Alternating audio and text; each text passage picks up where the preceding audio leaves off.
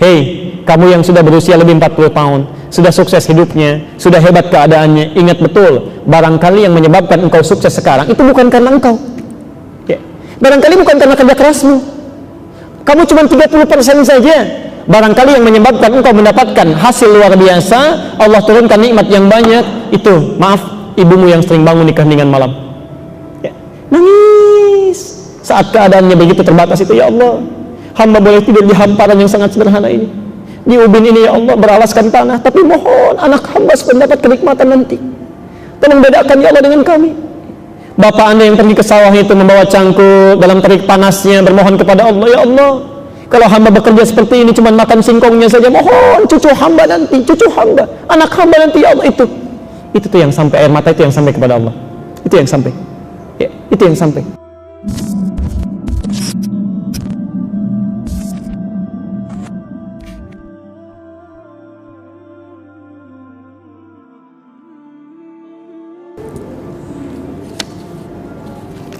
Ini yang pertama masuk, jadi saya bacakan ini dulu ya, panjang sekali.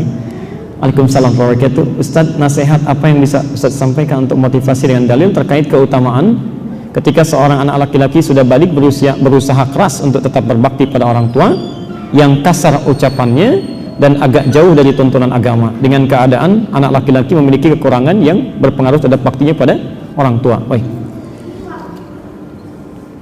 Yang kedua yang sudah dijawab, ya, tentang puasa Daud. Baik, Quran surah ke 31 untuk pertanyaan ini, dalil ini, Quran surah 31 ayat 15. Kemudian Quran surah ke 46 Al-Ahqaf, ya, ayatnya sama, ayat 15, ya. Kemudian cara berbaktinya, Quran surah ke 16 An-Nahl ayat 125, ayat 125. Hadisnya saya tidak akan tanggung, saya berikan satu kitab, ya. Cari kitab namanya Al-Adabul Mufrad, ya, Adabul Mufrad karya Imam Al-Bukhari. Itu dari hadis pertama sampai dengan hadis 44, ya, sampai 47 bahkan, itu hadis tentang bakti anak kepada orang tua, ya. Al-Adabul Mufrad, ya. Nanti kalau sulit pertemuan berikutnya saya coba nanti datangkan kitabnya. Pertama lihat teorinya. Kata Quran tentang anak kepada kedua orang tua, ya, tentang anak kepada kedua orang tua.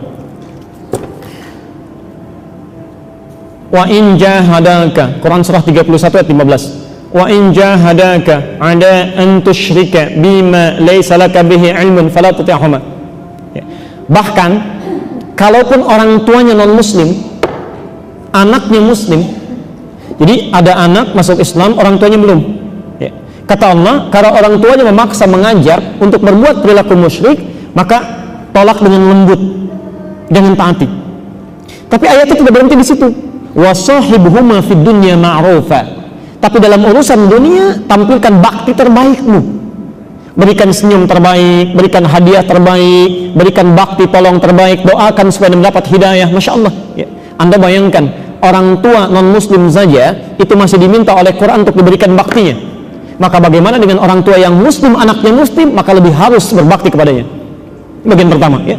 Jelas sampai sini? Pelan-pelan, ya. Satu, bagaimana cara berbaktinya? Pelan-pelan.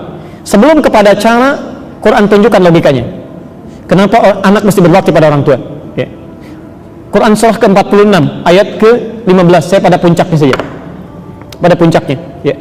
Bukan hanya pernyataan yang telah mengandungnya, merawatnya, macam-macamnya. Lihat kalimatnya. Bahkan jika anaknya telah sampai pada usia 40 tahun, 40 sanah, ya. Kata Allah, dia mesti banyak berdoa kepada Allah. Lihat doanya, kita hafal ini. Rabbi auzi'ni an ashkura ni'mataka allati an'amta 'alayya wa 'ala. Yang paling menarik, kalimat bersyukur ini disertai dengan kalimat orang tua di situ. Ya Allah, mohon bimbing hamba untuk bisa mensyukuri nikmat-nikmat-Mu yang Kau berikan pada hamba saat ini dan kepada orang tua hamba. Disertakan kalimat di situ orang tua hamba. Padahal bisa Allah tidak menyertakan orang tua di situ. Dan kalimat ini muncul setelah menguraikan bagaimana orang tua beratnya melahirkan, ibu berat melahirkan, bapak berat merawat dan sebagainya. Ketika Anda sampai usia 40 tahun, maaf, lantas Anda mendapati kesuksesan dalam hidup, Kalau dalam kalimat bebas begini kalimatnya.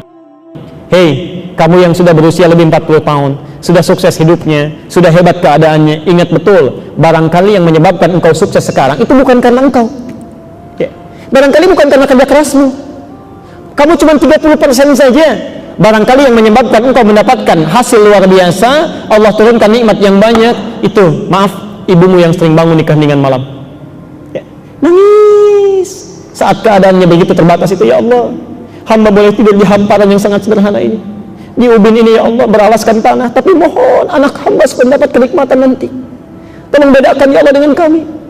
Bapak Anda yang pergi ke sawah itu membawa cangkul dalam terik panasnya, bermohon kepada Allah, ya Allah, kalau hamba bekerja seperti ini cuma makan singkongnya saja, mohon cucu hamba nanti, cucu hamba, anak hamba nanti ya Allah. Itu tuh yang sampai, air mata itu yang sampai kepada Allah. Itu yang sampai ya, itu yang sampai dalam mengandungnya, dalam merawatnya, memberikan ASI dan sebagainya. Kata Allah, bahkan ketika Anda sukses itu barangkali bukan engkau, cuma 30% aja, 70% orang tua ya. Karena itu kalau Anda masih belum sanggup terpikir, malas-malas berbakti pada orang tua, maaf, jangan ingat marahnya sekarang, ingat susahnya dulu, ingat sulitnya ya. Biasanya kalau lebih ingat kepada sulit itu lebih cepat ya. Makanya pertama, ketika seorang anak dalam keadaan sulitnya, misalnya marah, dalam keadaan emosi, tiba-tiba belum mau berbakti pada orang tua, kata Quran, simpan dulu amarah sebentar, coba cek dulu saat orang tua susah ya, bagaimana sikapnya kepada kamu. Barangkali sikap itu dibalik supaya engkau merasakan bagaimana orang tua dulu ya. Bapak bisa nggak terbayang begini Pak ya, atau Ibu, ada seorang ibu punya anak 8, bisa merawat sendirian Bu, tidak ada pembantu, tidak ada apa-apa, keadaan sangat terbatas, bisa hidup, bisa sukses 8 ini. Saat ibunya dalam memerlukan perawatan luar biasa, masa 8 anak ini nggak bisa bantu? Satu bisa rawat 8 orang, keadaan terbatas. Masa 8 anak keadaan lebih nggak bisa rawat 1 orang ya. Dan hebatnya, dalam keadaan Anda merengek-rengek, dia nggak marah. Dibawa ke pesta, Anda membuat malu ya. Dibawa ke ta'lim, ke masjid, Anda melakukan tindakan yang bisa bikin malu. Orang tua sabar aja. Dalam keadaan sakitnya ya, nyawanya barangkali sangat terancam, orang tuanya bisa berkata, ya Allah, kalau perlu saya aja yang diambil, mohon ya Allah, jangan anak saya, mohon, kalau boleh tukar ya Allah, boleh tukar ya Allah.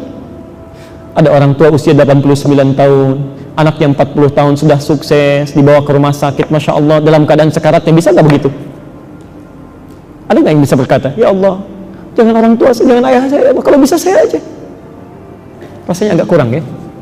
Yang sering terjadi, ya Allah, jika memang itu yang terbaik, hamba ikhlas. Allahu Akbar. Maka dari itu, yang perlu saya jawab bukan bagaimana cara berbaktinya dulu. Kalau ada keadaan kita sedang tidak nyaman, tidak enak, ingat dulu susahnya.